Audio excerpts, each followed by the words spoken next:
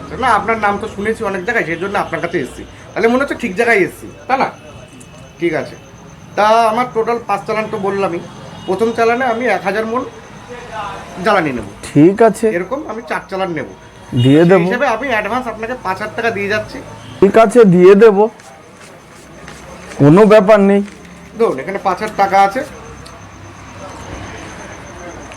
এই যে আমার কার্ডটা দিলাম, সুবিধা অসুবিধা যোগাযোগ করে নেব। একদম ঠিক আছে, ঠিক আছে, ঠিক আছে, তাহলে আসি। একদম ফাইনাল হলো। একদম একদম। নমস্কার। নমস্কার।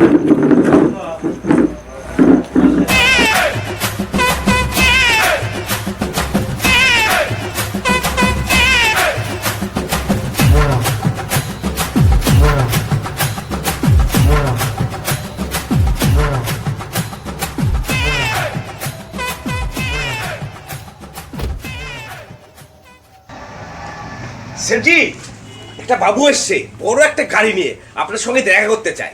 ঠিক আছে, ওনাকে নিয়ে আসো, এখানে তো বসাও। আচ্ছা আচ্ছা আচ্ছা, ঠিক আছে ঠিক আছে ঠিক আছে ঠিক আছে। সেঠজি, এই যে এই বাবু এসছে আপনার সঙ্গে দেখা করবে। নমস্কার সেঠজি। নমস্কার নমস্কার বাবু, বসেন এখানে। ধন্যবাদ। দেখুন, ফালতু কথা বলে লাভ নেই, সরাসরি কাজের কথাই চলে যাই।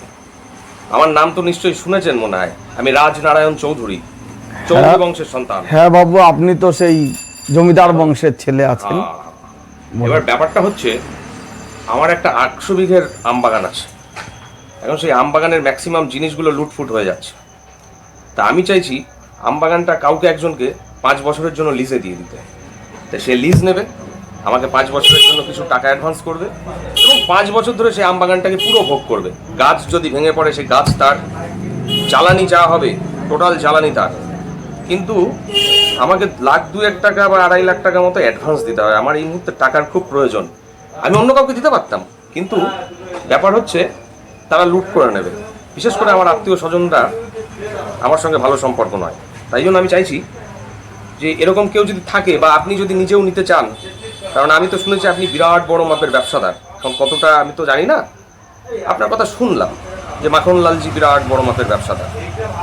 তা আপনি যদি আমার আম বাগান দেখতে চান, তাহলে কালকে সকালে গিয়ে আমার বাগানটা দেখবেন, দরকার হলে আমার পেপারস পত্র দেখবেন, তারপরে আপনি ডিল ফাইনাল করবেন। এ তো মেঘনা চাইতে জল। কালকে এত বড় কাঠের টেন্ডারটা পেলাম, আজকে আবার রাজনারায়ণ বাবুর 20 লাখ টাকার বাগান 5 লাখ টাকায় পেলাম। আরে বাবুর জন্য একটু চা পানি নাস্তা তো লিয়া একটু।